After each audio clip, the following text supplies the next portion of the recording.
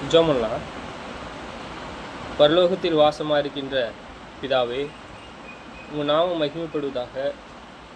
இந்த நாளை கூட எங்களை காண செய்த உங்கள் இரக்கத்திற்காக நன்றி பிதாவே.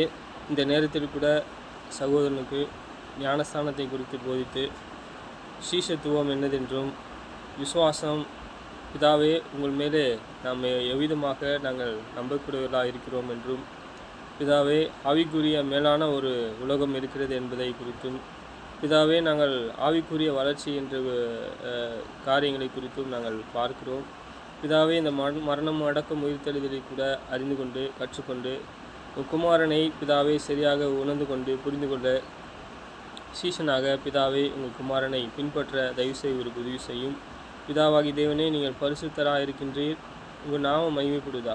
உங்கள் சித்தமானால் எங்களுடைய ஆசீர்வதியும் உங்களுடைய தயவு ஒத்தாசை எப்பொழுதும் எங்களோடு இருந்து எங்களை வழிநடத்தும்படியாக நன்றி செய்கின்றோம். நீங்கள் பரிசுத்தராக இருக்கின்றீர் பிதாவே, இன்னும் உங்களுடைய நாமம் மகிமைப்படுவதாக. உங்கள் சித்தமானால் எங்களை ஆசீர்வதியும் பிதாவே.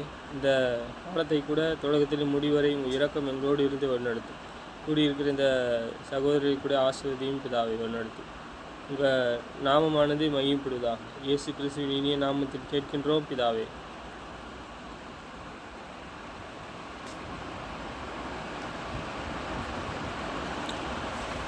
ஆபிரகாம் யாரு தெரியுமா?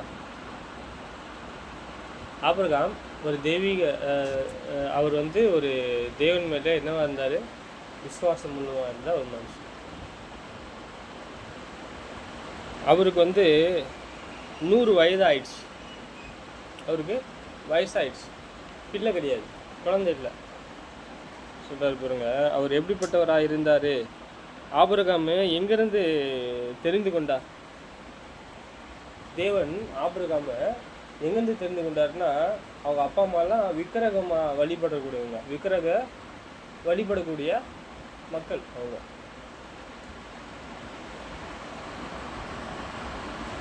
அதையும் பார்த்துட்டோம்.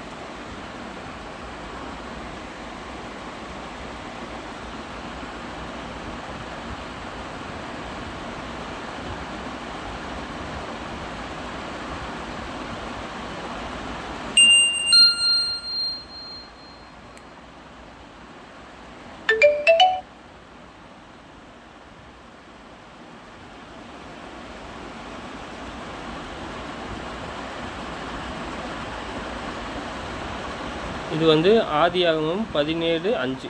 ஓகேவா? பார்க்க போகிறோம். தேவனானவர் ஆபிரகாமை தெரிஞ்சு கொள்கிறாரு. ஆபிரகாம் 99 வயதான போது கர்த்தர் ஆபிரகாமுக்கு தரிசனமாகி, நான் சர்வ வல்லமை உள்ள தேவன், நீ எனக்கு முன்பாக நடந்து கொண்டு உத்தமனாயிரு. நான் உனக்கு எனக்கும் நடுவாக என் உடன்படிக்கையை ஏற்படுத்தி உன்னை மிகவும் திரளாய் பெருக பண்ணுவேன் என்றார். அப்பொழுது ஆபிரகாம்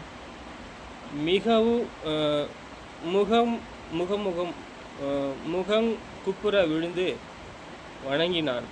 தேவன் அவனோட பேசி, நான் உன்னோடே பண்ணுகிற என் உடன்படிக்கை என்னவென்றால், நீ திரளான ஜாதிகளுக்கு தகப்பனாவாய்.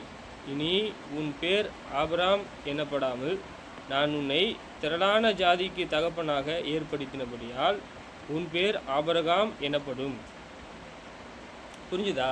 இல்லை என்ன சொல்கிறோம் அப்படின்னா, இங்கே என்ன பார்க்குறோன்னா, ஒரு விசுவாசத்தை கற்றுக்கொள்ள போகிறோம். விசுவாசம் அப்படின்னா, நம் தேவன் இருக்கார், நான் நம்புகிறேன், அவர் இதை செய்வார் அப்படின்னு சொல்லிட்டு நான் என்ன செய்கிறேன்? சம்மதிக்கிறேன். Convince by argument. சம்மதிக்கிறேன். ஏன் நான் அவரை சம்மதிக்கணும் அப்படின்னா, அப்போ தான் நான் அவரை விசுவாசிக்க முடியும். விசுவாசம் அப்படின்னா நான் சம்மதிக்கிறேன், தேவனை சம்மதிக்கிறேன், இதை செய்வார் அப்படின்னு நான் சம்மதிக்கிறேன். இவர் எப்படி செஞ்சார் அப்படின்னா, அவர் சர்வ வல்லமை உள்ள தேவன் என்பதை அவர் காமிச்சிருக்கார். சர்வ வல்லமை உள்ள தேவன் என்பதை அவருக்கு காமிக்கப்பட்டது. இப்போ காணாத நமக்கும் தேவன் சர்வ வல்லமை உள்ளவர். சர்வ வல்லமைன்னா எல்லா வல்லமை இந்த பூமியில் எவ்வளோ இருக்கோ, ஆற்றல் இருக்கோ, அதை விட மிகப்பெரிய ஆற்றல், அதை மாற்றக்கூடிய ஆற்றல் அவர்கிட்ட இருக்கு. பூமிக்குரிய தன்மைக்கு ஒப்பானவர் அல்ல. பூமிக்குரிய தன்மைன்னா என்ன? இந்த பூமிக்குள்ளே இருக்கிற கனிம வளங்கள், பூமிக்குள்ளே இருக்கிற நெருப்பு, அதில் வரக்கூடிய கெமிக்கல்ஸு, வானம் அப்படியே இந்த பூமி மிதந்துன்னு இருக்குதுல்ல, எவ்வளோ வெயிட் இருக்கும் பூமி. ஒரு சின்ன கல் தூக்க முடியல நம்மளால். இது எவ்வளோ பெரிய உலகம். இதை உண்டாக்குனவர் எவ்வளோ பெரியவராக இருப்பார் பார்த்தீங்களா? யோசித்து பார்த்தீங்களா நீங்கள்? அப்போது சர்வ வல்லமையுள்ள தேவன் சொல்லிட்டு இவர் நம்பியிருக்கார். நாளாகமம் புஸ்தகம், நெகேமியா, ரோமர், இதிலெல்லாம் நம்ம பார்க்கலாம் அவர் எப்படிப்பட்டவர்.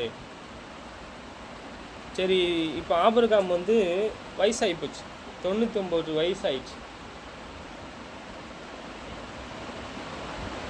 அப்போ தான் ஆபிரகாம் கர்த்தர் சொல்கிறாரு, கர்த்தர் ஆபிரகாமுக்கு தரிசனமாகி, நான் சர்வ வல்லமையுள்ள தேவன், நீ எனக்கு முன்பாக நடந்து கொண்டு உத்தமனாயிரு. உத்தமன்னா சரியானதை செய்வது. உத்தமன்னா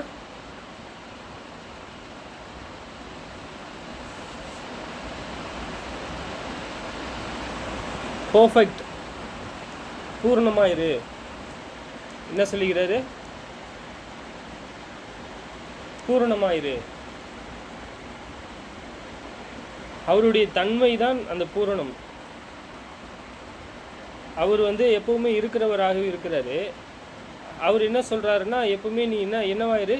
பூரணமாயிரு, ஒரு தன்மை உடையவராயிரு சொல்கிற. நான் உனக்கு எனக்கும் நடுவாக என் உடன்படிக்கையை ஏற்படுத்தி. உடன்படிக்கைனா இதை செய்யும் பொழுது, நீங்கள் இதை செய்யும் பொழுது தேவன் உங்களுக்காக ஒன்று செய்வார். அப்போ தேவனானவர் இதை செய்கிறாரு அப்படின்னா, உடன்படிக்கையில் 2 பக்கத்தில் ஏதோ ஒரு பக்கம் உண்மை இல்லாது இருக்கணும். சரியா இல்லையா? அப்போ தேவன் உண்மை உள்ளவராக இருக்கிற. நான் உனக்கு எனக்கும் நடுவாக என் உடன்படிக்கையை ஏற்படுத்தி உன்னை மிகவும் திரளாய் பெருக பண்ணுவேன். மிகவும் திரளாய். திரளாய்னா என்ன?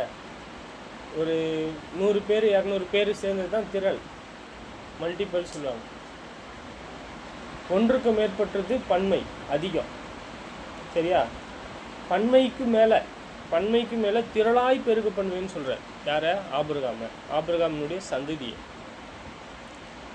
100 வயசில் யாருக்கா குழந்தை பிறகுமா? பிறக்காது, ஏன்னா வயசாகி போச்சுல்ல. சரி, அப்பொழுது ஆபிரகாம் முகம் குப்புற விழுந்து, அப்படியே விழுந்துட்டார் ஆபிரகாம். வானங்கிலின் தேவன் அவனோட பேசி, நான் உன்னோடே பண்ணுகிற என் உடன்படிக்கை என்னவென்றால், நீ திரளான ஜாதிக்கு தகப்பனாவாய் சொல்கிறாரு. தேவன் வானத்தில் இருக்கார், இவர் பூமியில் இருக்கார். என்னன்னு சொல்கிறார் பார்த்தீங்கன்னா, நீ திரளான ஜாதிக்கு தகப்பனாவாய். இங்கே வயசு இது விஷயம் கிடையாது. அங்கே என்ன? தேவனுடைய சித்தம் என்னவென்றில், அவருடைய உடன்படிக்கை, அவர் சொல்லக்கூடிய அந்த காலகட்டத்தில், தேவன் சொல்லக்கூடிய அந்த காலகட்டத்தில் இவருக்கு என்ன செய்வார்? திரளான ஜனங்கள் அவருக்கு இருப்பாங்க, வருவாங்க சொல்கிறார். இனி உன் பேர் சொல்கிறாரு, அவருக்கு பேர் மாத்துறாரு. இனி உன் பேர் ஆபிராம் என்னப்படாமல், நான் உன்னை திரளான ஜாதிக்கு தகப்பனாக ஏற்படுத்தினபடியால் உன் பேர் ஆபிரகாம் என்னப்படும்.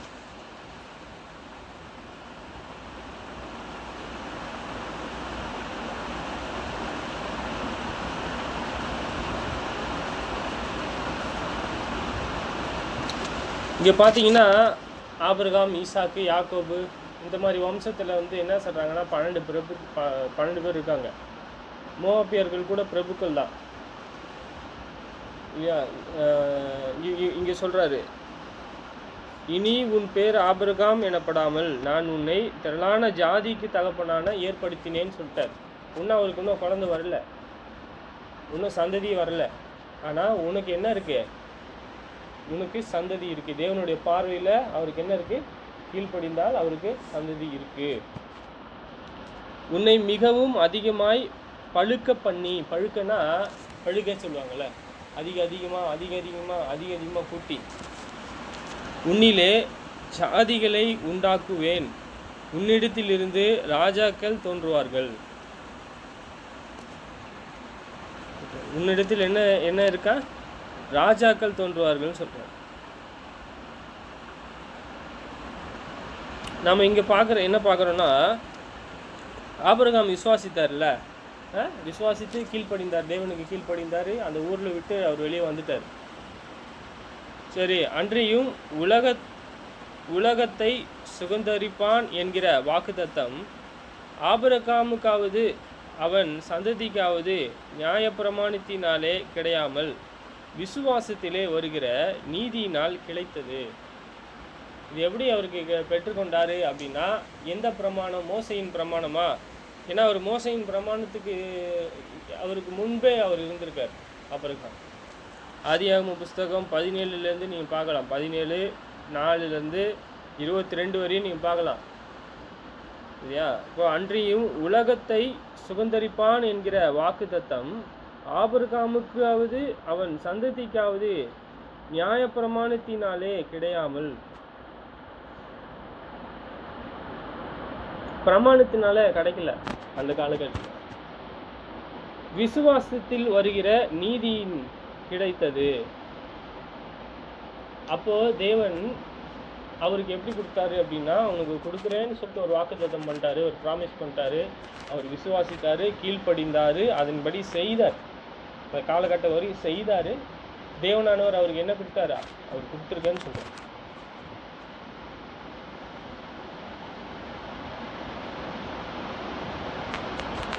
நியாயப்பிரமாணத்தை சார்ந்தவர்கள் சுதந்திரவாளிகளானால் சுவிசேஷம் விசுவாசம் வீணாய் போகும், வாக்குத்தத்தத்திற்கும் அவமாகும். மேலும் நியாயப்பிரமாணம் கோபாக்கினையை உண்டாக்குகிறது. நியாயப்பிரமாணம் இல்லாவிட்டால் மீறுதலும் இல்லை. இங்கே பிரமாணம், உனக்கு ஒரு பிரமாணம் கொடுக்கப்பட்டிருக்கு இல்லையா? நீ கிறிஸ்துவனுடைய பிரமாணத்திற்கு உட்பட்டு வரப்போறீங்க. இயேசு கிறிஸ்துவ பிரமாணத்திற்கு, புதிய பாட்டு பிரமாணத்திற்கு உட்பட்டு வரப்போறீங்க அப்படின்னா, அதுக்கேற்ற ஒரு என்ன இருக்கா? ஒரு இப்படித்தான் இருக்கணும் அப்படின்னு சொல்லி ஒரு வழிமுறை இருக்குது. இப்படி இயேசுவை பின்பற்றணும், தேவனுடைய வார்த்தையை கேட்கணும், அவருடைய நீதியை செய்யணும், அவருடைய சாயலாய் வளரணும்னு சொல்லிட்டு சில காரியங்கள் இருக்குது சொல்கிறார்.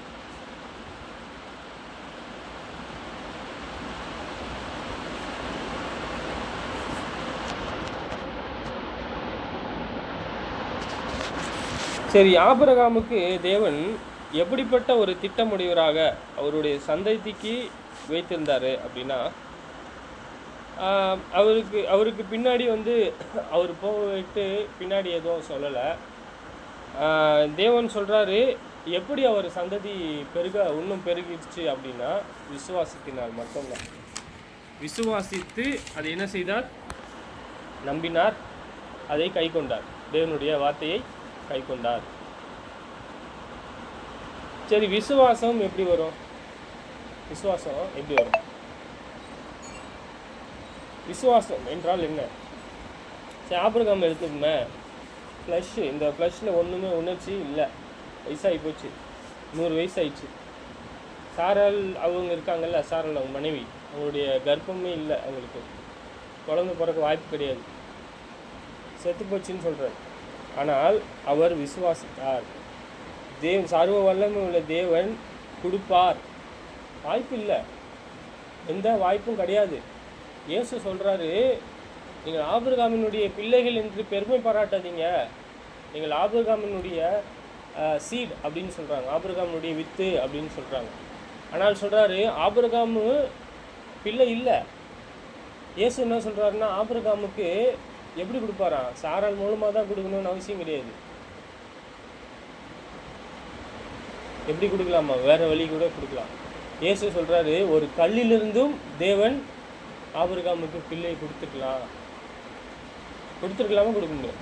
ஆனால் தேவன் சொல்கிறாரு, அவர் வாக்குத்தத்தம் பண்ணியிருந்ததை நிறைவேற்ற வல்லவராக இருக்கிறார். விசுவாசத்தை. மத்தேயு புஸ்தகம் 8:17 அவர் தாமே தம்முடைய பலவீனங்களை ஏற்றுக்கொண்டு தம்முடைய நோய்களை சுமந்தார் என்று ஏசாயா தீர்க்கதரிசியில் உரைக்கப்பட்டது நிறைவேறும்படி இப்படி நடந்தது.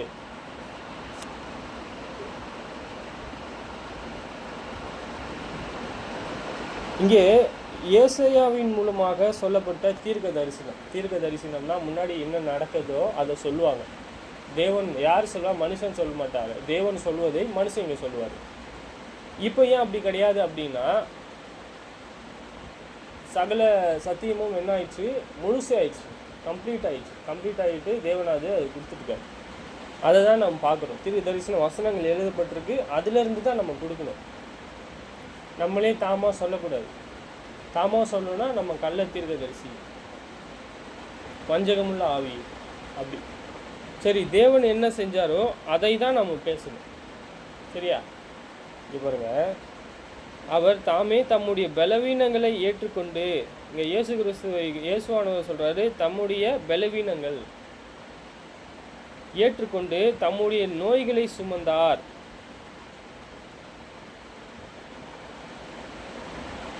அவர் அடிக்கப்பட்டார், அவருடைய சரீரமானது பிக்கப்பட்டுச்சு, கிழிச்சாங்க. உண்மையா? இயேசுவை வாரு நாள் அடிச்சு இழுத்தாங்க. அப்போ அவர் என்ன சொன்னார்?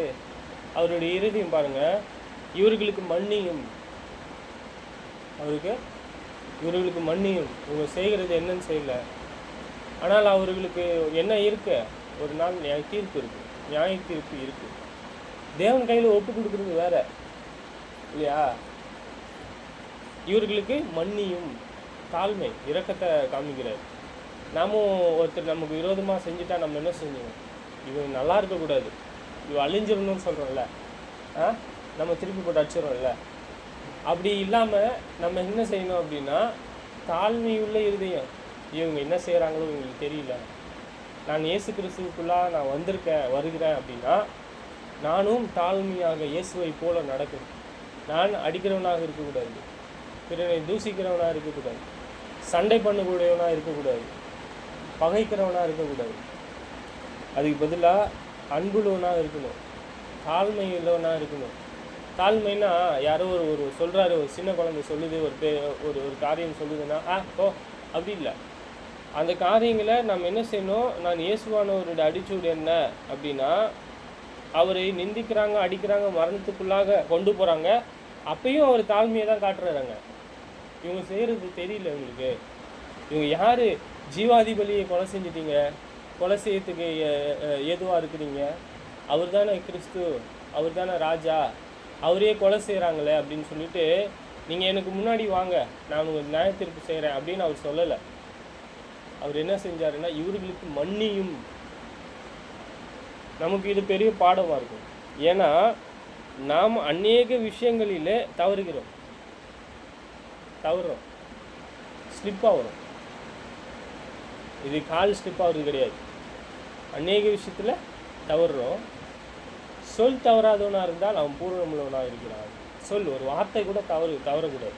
நம்ம பேசுகிறோம், இதை திக்குது, அந்த விஷயம் கிடையாது. நம்மளுடைய நடக்கை அது என்னது? நம்மளுடைய நடக்கை. சொல் தவறாதவன், இருதயத்தின் நினைவு அப்படி வரும், அப்படி கிடையாது. அது நம்மளுடைய நடக்கை தான் அவர் சொல்கிறார், சொல் தவறுவது அப்படின்னு சொல்கிறார்.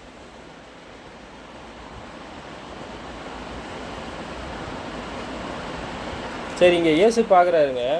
பின்பும் திரளான ஜாதிகள் தம்மை சூழ்ந்து இருக்கிறதை இயேசு கண்டு அக்கறைக்கு போக கட்டளையிட்டார். அப்பொழுது வேத பாரகரின் ஒருவன் வந்து, போதகரே, நீ எங்கே போனாலும் உம்மை பின்பற்றி வருவேன் என்றான்.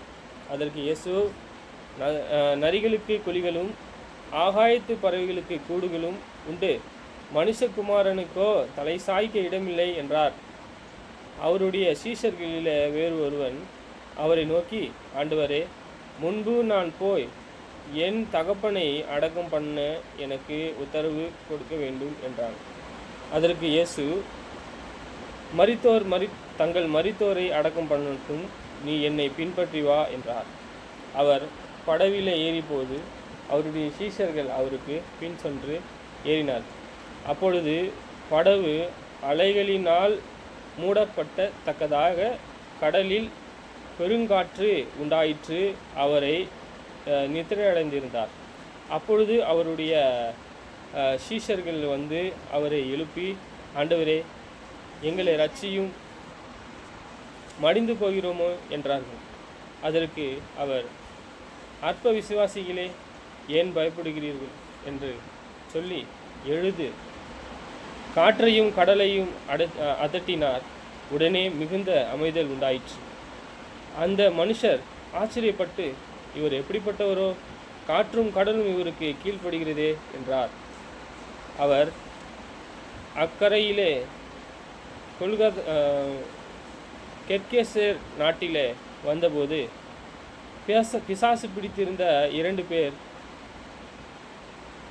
பிரேத கல்லறை அருகில் இருந்து புறப்பட்டு அவருக்கு எதிராக வந்தார்கள். அவர்கள் மிகவும் கொடியராய் இருந்தபடியால் அந்த வழியாக ஒருவனும் நடக்கக்கூடாதிருந்தது. அவர்கள் அவரை நோக்கி, இயேசுவே, இயேசுவே, தேவனுடைய குமாரனே, எங்களுக்கும் உங்களுக்கும் என்ன? காலம் வருவதற்கு முன்னே எங்களை வேதனைப்படுத்த இங்கே வந்தீரா என்று கூப்பிட்டார்கள்.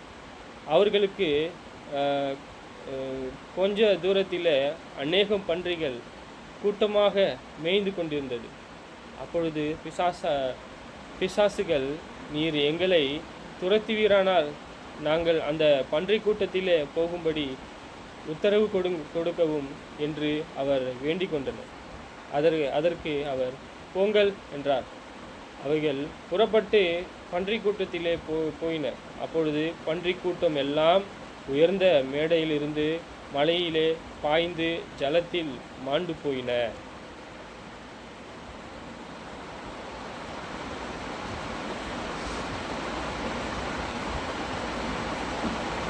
சரி, இங்கே என்ன பார்க்குறோன்னா, இங்கே அவருடைய சீஷரில் வேறொருவன் என்ன செய்கிறான்னா, அவரை நோக்கி, ஆண்டவரே, முன்பு நான் போய் என் தகப்பனை அடக்கம் பண்ண எனக்கு உத்தரவு கொடு வேண்டும் என்று சொல்கிறாங்க. சரி, நம்ம உலகத்தாருக்கும் நமக்கும், உலகத்தில் இருக்காங்கள்ல மக்கள், அவங்களுக்கும் நமக்கும் என்ன வித்தியாசமாக இருக்குது? என்ன வித்தியாசம் இருக்குது? ஏன்னா நீங்கள் உங்கள் இருதயம் வந்து தேவனுக்காக இருக்குது. நீங்கள் பரிசுத்தமுள்ள கூட்டம், நீங்கள் ஆசாரியர்கள், நீங்கள் தேவனுடைய தெரிந்து கொள்ள மக்கள், நீங்கள் தேவனுடைய பிள்ளைகள், தேவனை பின்பற்றக்கூடியவர்கள், நீங்கள் ஆசாரியர்களாக ராஜாக்களாக இருக்கிறீங்க. அவருடைய சீஷர்களில் வேறொருவன் சொல்கிறார், நான் என் தகப்பனை அடக்கம் பண்ணணும்னு சொல்கிறார். சரிடா, அது மரித்தோரே அடக்கம் பண்ணட்டும். தேவனானவர் எப்படிப்பட்ட மக்களை தெரிந்து கொண்டார்?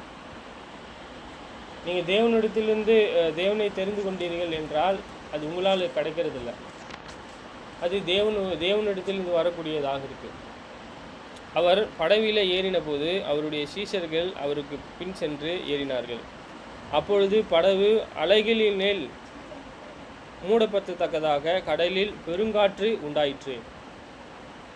படவிலிருந்து கரையிலிருந்து படகுல ஏறிட்டு படகுலேருந்து எங்கே போகிறாங்க அப்படின்னா நடு கடலுக்கு போயிட்டாங்க. கொஞ்சம் தூரம் போயிட்டாங்க. அங்கே என்ன ஆயிடுச்சுன்னா, காற்று, மிகப்பெரிய காற்று வருது.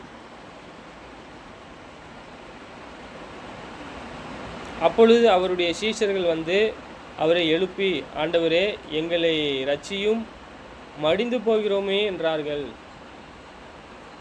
எப்படிப்பட்ட நிலைமையில் இருக்காங்க அப்படின்னா, அவங்களுடைய விசுவாசமானது உடைந்து போகுது. யாரு கூட இருக்காருன்னு தெரியல அவங்களுக்கு.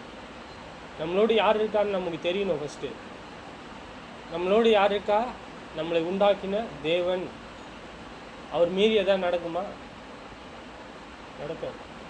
ஏன்னா அவர் தான் நம்மளை வந்து உண்டாக்கினார். நம்ம என்ன செய்கிறோம், எது பண்ணுறோமோ அவர் தான் நமக்கு கொடுத்துருக்காரு இல்லையா? இப்போது அவரோடு யார் இருக்கார்? அங்கே சிருஷ்டிகர் இருக்கார், இயேசு. சரி, இங்கே பாருங்க. அப்பொழுது அவருடைய சீஷர்கள் வந்து அவரை எழுப்பி, இயேசுங்க தூங்கிட்டு இருக்காரு படகுல. ரொம்ப காற்றும் கடலும் அடிக்கும் போது அங்கே என்ன இருக்குன்னா தண்ணி மேலே படும் இல்லையா? அப்படி இருந்தாலும் அவர் தூங்குறாரு அப்படின்னா அவருக்கு உடம்பு அந்த அளவுக்கு மாம்சம் அந்த அளவுக்கு அவருக்கு ரொம்ப டயர்டாக இருந்திருக்கலாம் ஒரு வேளை. சரி, இங்கே எழுப்பி, ஆண்டவரே எங்களை ரட்சியும், மடிந்து போகிறோமே என்றார்கள். இவங்க மறந்துட்டாங்க நம்மளோட யார் இருக்கா. தேவனானவர் இவரை குறித்து ஒரு பெரிய நோக்கம் வைத்திருக்காரு. நம்ம அதுக்குள்ளே நம்ம மாண்டு போக மாட்டோம், இறந்து போக மாட்டோம்னு சொல்லிட்டு அவங்களுக்கு தெரியல என்றார். அதற்கு அவர், அற்ப விசுவாசிகளே ஏன் பயப்படுகிறீர்கள்? அற்ப விசுவாசம்னா விசுவாசமே இல்லை அவங்களுக்கு. கொஞ்சம் விசுவாசம் அப்படின்னா விசுவாசம் இருக்கு, அற்ப விசுவாசம்னா விசுவாசமே கிடையாது அவங்களுக்கு என்று சொல்லி எழுந்து, இயேசு சொல்றார், எழுந்து காற்றும் கடலும் அதட்டினார். காற்று கடலையும் யாராவது அதட்ட முடியுமா? ஏதாவது மனுஷன் சொன்னாலும் ஏதோ பயந்துன்னு கேட்பாங்க. இங்கே சொல்கிறாரு, காற்றும் கடலும் இவருடைய சத்தத்துக்கு என்ன சொல்லுதான்? செவி கொடுத்துச்சா? எழுது, காற்றும் கடலையும் அதட்டினார், உடனே மிகுந்த அமைதல் உண்டாயிற்று.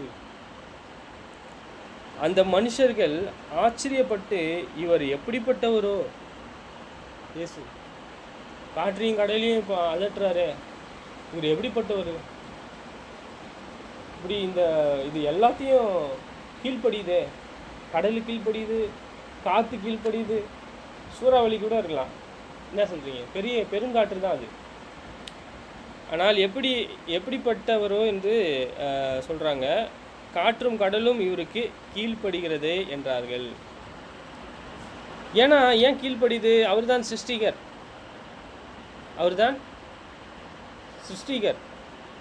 அவர் சொன்னால் அது கேட்கணும்ல. உண்டாக்குனவருக்கு கீழ்ப்படியணுமா கீழ்ப்படிக்கிறதா? சரி, இது இருந்தாலும் அவர் மாம்சத்தில் வந்துட்டாலும் அவரோடு யார் இருக்கா? இதா இவங்க விசுவாசிக்கத்தக்கதாக, அவங்களுக்கு மட்டும் கிடையாது, நீங்கள் விசுவாசிக்கத்தக்கதாகவும் எழுதப்பட்டிருக்கு. நீங்கள் இதை கேட்கும் போது உங்களுக்கு எப்படி இருக்கு? தேவன் அவருடைய குமாரனை குறித்து சாட்சி எப்படி இருக்கு? சாட்சி ரெண்டு வகைப்படும். தேவன் கொடுக்கறது ஒன்று, மனுஷன் கொடுக்குறது. தேவன் கொடுக்கறது அவரே நேரில் வரதில்லை, தேவனுடைய மனுஷன் என்பதற்கு அடையாளத்தை கொடுக்குறார். ரெண்டாவது, நான் பார்த்த இயேசு மெய்யான தேவன், அவருடைய அற்புத அடையாளங்களை நான் பார்த்தோம்னு சொல்கிறாங்க. லாசருவை எழுப்புனாருன்னு நம்ம பார்த்துருக்கோம். லாசருவை எழுப்புனாரு, மரித்தோர்லேருந்து எழுப்புனாரு. மரித்தார், செத்து போயிட்டார். 4 நாள் ஆகிப்போச்சு. 3 நாள் ஆயிடுச்சு. செத்து அந்த பணத்தை என்ன செஞ்சிட்டாரு? எழுப்பிட்டார். அதுலேயும் அவங்களுக்கு பிரச்சனை. பரிசேயர்களுக்கு, அங்கே இருந்தாங்க ஜனங்க, லீடர்ஸ் இருப்பாங்க, அவங்களுக்கு பிரச்சனை. இது மரித்தோரை எழுப்பிட்டாரு. லாசருவையும் அங்கே ஒரு கலகத்தை உண்டு பண்ணுறாங்க. அங்கே என்ன செய்கிறாங்கன்னா, இயேசுவை கொலை செய்ய தேடுறாங்க. அதோடு அவரு மாத்திரமல்ல, எழுப்பின லாசருவையும் கொலை செய்ய தேடுறாங்க. லாசர் இருக்கார் இல்லையா, அங்கே மரித்தோர்லேருந்து எழுந்தார்ல, அவரையும் கொலை செய்ய தேடுறாங்க. எல்லா இடத்துலையும் எல்லா சூழ்நிலையும் என்ன செஞ்சுப்பாங்க அப்படின்னா, தேவ தூஷணம் சொல்லிட்டாரு அப்படின்னு சொல்லிட்டு கல் எடுத்துப்பாங்க. பாக்கெட்லேயோ இல்லை சுற்றியில் இருக்கிற அந்த சைடில் இருக்கிற கல் எடுத்து அடிச்சிருவாங்க. எல்லாரையும் கல்லுதான் தான் அடிப்பாங்க. அவங்களுக்கு ஒரு முறைமை அது, கல்லால் அடிக்கணும். சரி, இப்போ அவங்க இயேசுவை அந்த விபச்சாரம் செய்த அந்த ஸ்ரீ கொண்டு வராங்க. அந்த ஸ்ரீக்கும் கேள்வி கேட்குறாங்க. கேள்வி கேட்டுனே இருக்கும்பொழுது அவர் பதில் சொல்கிறார், உங்களிடத்துல பாவம் இல்லைன்னா முதக்கல் அடிங்க அப்படின்னு சொல்கிறார். அவங்க மனசு அடிச்சு குத்தப்பட்டவர்களாய் திரும்பி போயிட்டாங்க, ஒருவராய் போயிட்டாங்க அப்படின்னு சொல்கிறார். இங்கே நாம் என்ன பார்க்குறோன்னா, அவர்களை கெர்கேசே நாட்டிலே வந்தபோது பிசாசு பிடித்திருந்த 2 பேர் பிரேத கல்லறை அருகில் இருந்து புறப்பட்டு அவருக்கு எதிராக வந்தார்கள். அவர்களை மிகவும் கொடியராக இருந்தபடியால் அந்த வழியாக ஒருவனும் நடக்கக்கூடாது இருந்தது. ரொம்ப யார் அவங்க அப்படின்னா, ரொம்ப மோசமானவங்க, ரொம்ப கொடியர்னு சொல்கிறார். ரொம்ப கொடியர். அவர்கள் அவரை நோக்கி, இயேசு தேவனுடைய குமாரனே, எங்களுக்கும் உங்களுக்கும் என்ன? காலம் வரும் முன்னே எங்களை வேதனைப்படுத்த இங்கு வந்தீரா என்று கூப்பிட்டார்கள்.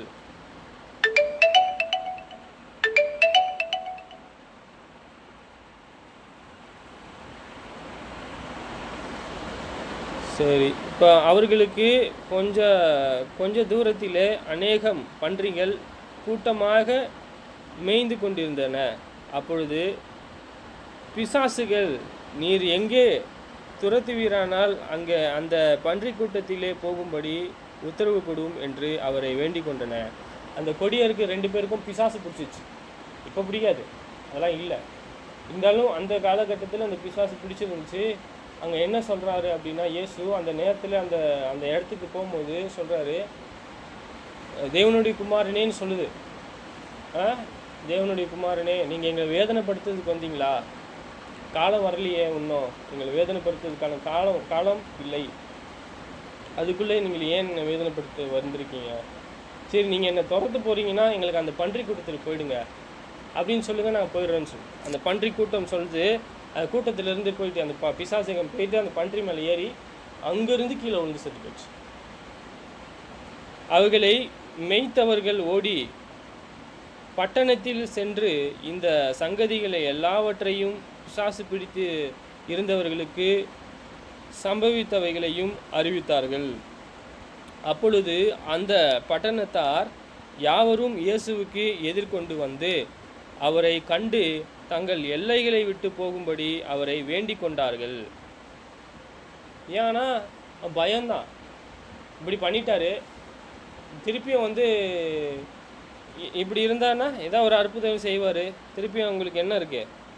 பயம் இருக்கு அவங்களுக்கு.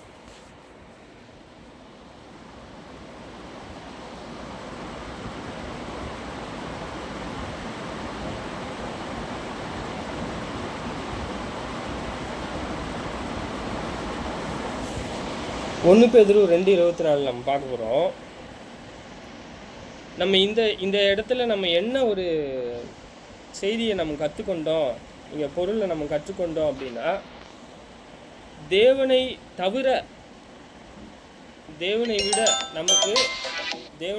விட நமக்கு ஒரு மேலான ஒரு அதிகாரம் இல்லை.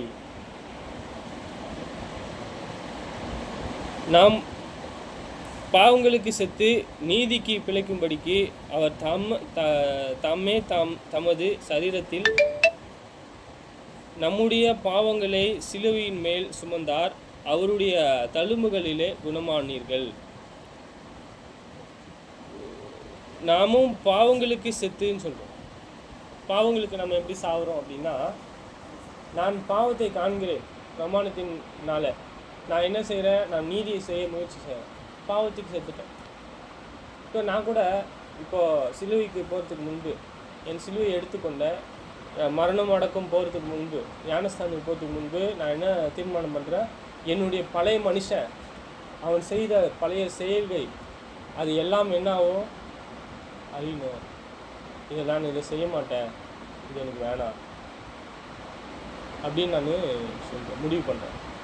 தேவன் சொல்கிறாரு, இப்படிப்பட்ட இதை பழைய மனுஷனுடைய செய்கையை சொல்கிறார். நாமும் பாவங்களுக்கு செத்து நீதிக்கு பிழைக்கும்படிக்கு. நீதியை செய்வது அப்படின்றால், நீதிக்கு பிழைப்பது என்றால் என்ன? எப்படி நம்ம நீதியை செய்வதனால பிழைக்கிறோம்? நம்ம நேற்று பார்த்தோம், தேவனுடைய இயேசு கிறிஸ்துவினுடைய சத்தியத்தை ஏற்றுக்கொண்டால், அவருடைய வார்த்தையை ஏற்றுக்கொண்டால் மெய்யாகவே பிழைப்பீர்கள். இல்லைன்னா நீங்கள் உங்கள் பாவத்தால் சாகுங்கன்னு சொல்லுங்கள். குமாரன் விடுதலையாக்கினால் நீங்கள் மெய்யாகவே விடுதலையாவீர்கள். உண்மையா? அவர் தமது சரீரத்திலே தம்முடைய பாவங்களை சிலுவையின் மேல் சுமந்தார்.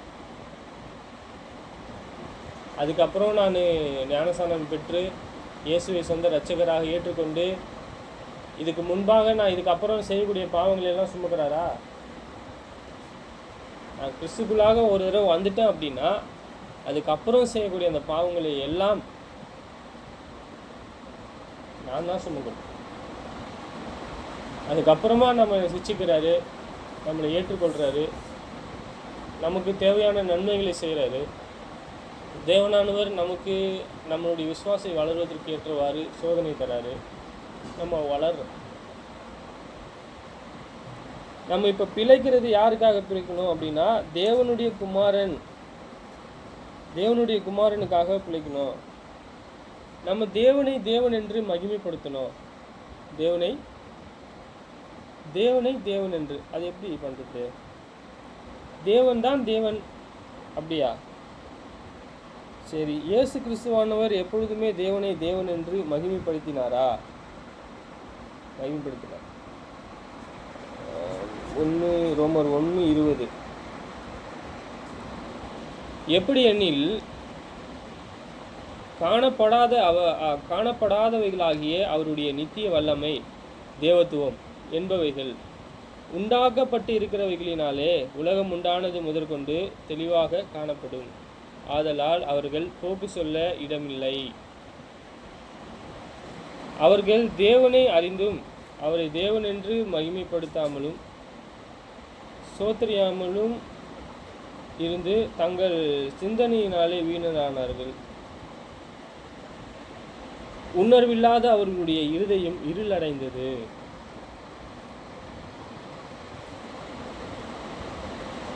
காணப்படலைன்னு சொல்றார். எப்படி எனில் காணப்படாதவர்களாகிய அவருடைய நித்திய வல்லமை, தேவத்துவம் என்பவைகள் சொல்ற. அது உண்டாக்கப்பட்டு இருக்கிறவர்களாலே உலகம் உண்டானது முதற்கொண்டு தெளிவாக காணப்படும். உலகம் உண்டாயிருக்குல்ல, அப்பத்திலிருந்து அவருடைய மகிமை. தேவன் யாரு? தேவன் தான் சிருஷ்டிகர் என்பது நீங்கள் பார்க்குற வானத்தை பார்க்குறீங்க. வானத்தை பார்க்கும்போது நிலா இருக்குது, நட்சத்திரம் இருக்குது, இந்த பூமி சுற்றிட்டு வருது. இந்த பூமி அது சரியாக இயங்குது. அவருடைய நித்திய வல்லமை எல்லாம் உலக தோற்றத்துக்கு முன்பே தெளிவாக காணப்படுது. ஏன்? அது எல்லாத்திற்கும் ஒழுங்கமைச்சது யாரு? எல்லாத்திற்கும் ஒரு வழி வைத்தது யாரு? தேவன். சரி, நான் தேவனை அறிகிறேன். நான் தேவன் சிருஷ்டிகர், தேவன் இவ்வளோ பெரிய நீதிபரர் அப்படின்னு அறிகிறேன். அவர்கள் தேவனை அறிந்தும் அவர்கள் தேவன் என்று மகிமைப்படுத்தாமலும் சோத்தரியாமலும் இருந்து தங்கள் சிந்தனைகளினாலே வீணரானார்கள். உணர்வில்லாத அவர்களுடைய இருதயம் இருள் அடைந்தது.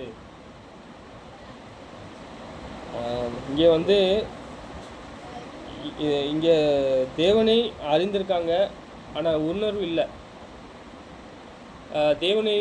தேவன் இதை சொல்கிறாரு, இதை நீ செய்யணும்னு சொல்லியிருக்காரு. ஆனால் இதை செய்ய முடியாத அளவுக்கு என்ன இருக்குது அப்படின்னா, நிறைய விஷயம் அவங்களுக்கு இடரலாக இருக்கும். அவங்க சிந்தனைகள் சொல்கிறாரு, அவங்க எப்படி யோசிக்கிறாங்களாம்? வீணராய், உணர்வில்லாத அவங்களுடைய இருதயம் இருள் அடைந்தது. இருள்னா இந்த வெளிச்சம் கிடையாது, சரி, இந்த இருள் கிடையாது, அறியாமை, இக்னோரன்ட், அறியாமை, தேவனை குறித்து அறியாமை.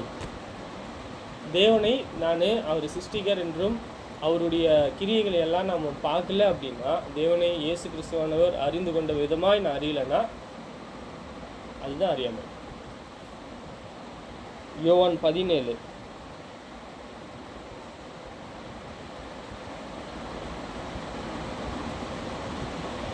உம்முடைய சந்ததி உம்முடைய சத்தியத்திலே அவர்களை பரிசுத்தமாக்கும், உம்முடைய வசனமே சத்தியம்.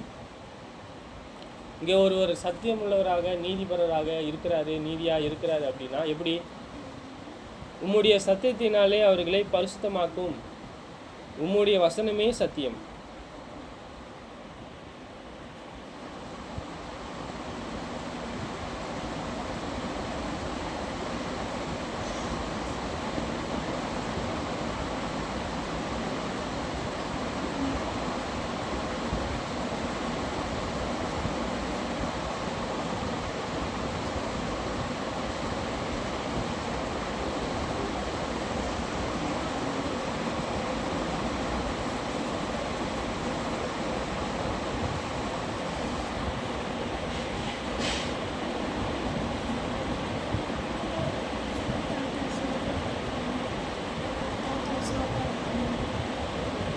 இல்லை சார், அவர்களும்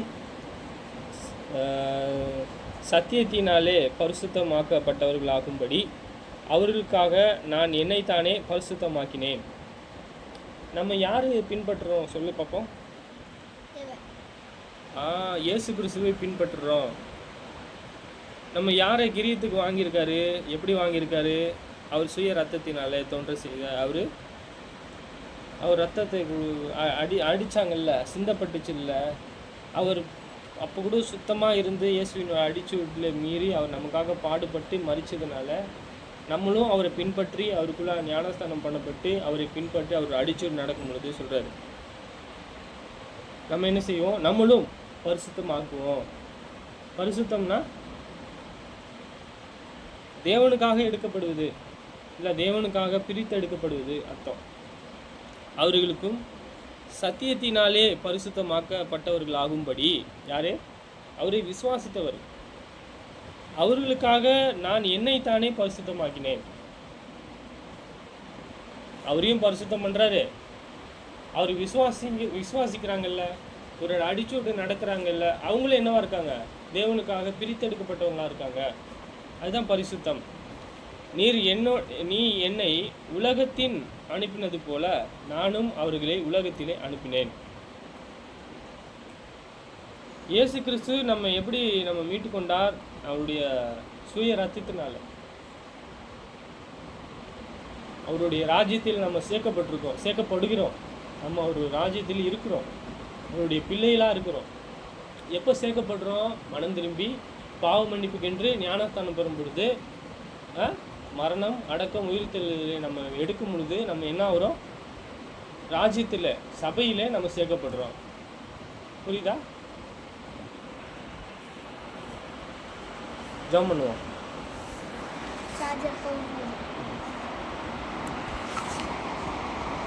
பரலோகத்தில் வாசமாக இருக்கின்ற எங்கள் பிதாவே, உங்களை துதிக்கிறோம், சோத்தரிக்கிறோம். பிதாவே, எங்களை ஆசீர்வதியும்.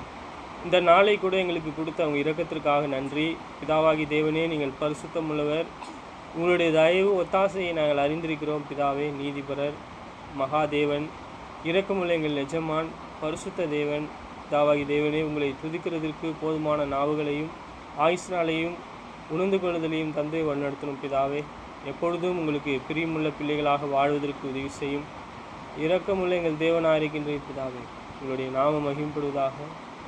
சர்வலோகத்தின் எஜமானராக இருக்கின்றீர். பிதாவே, உங்களுடைய சித்தம், உங்களுடைய தயவு ஒத்தாசை இன்னதென்று அறிந்து கொள்ள உதவி செய்யும். இரக்கமுள்ள எங்கள் தேவனாக இருக்கின்றீர். பிதாவாகி தேவனே, உங்களை துதிக்கவும் சோத்தரிக்கவும் உதவி செய்யும். இந்த நாளிலே உங்கள் வேத வாக்கியங்களை படித்த இந்த பிள்ளைகளை ஆசீர்வதித்து நீங்கள் தான் உங்களுடைய ராஜ்யத்திலே பிதாவே உங்களை சேர்க்கும்படியாக தயவுசெய்து பிரித்தெடுக்கப்பட்டவர்களாக இருக்க உதவி செய்யும். உங்கள் நாமம் மகிமைப்படுவதாக. உங்களுடைய இரக்கம் பரிசுத்தம் இன்னதென்று நாங்கள் அறிந்து கொண்டு கற்றுக்கொள்ள உதவி செய்யும். இரக்கமுள்ள தேவனே, நீங்கள் பரிசுத்தர். உங்கள் நாமம் மகிமைப்படுவதாக.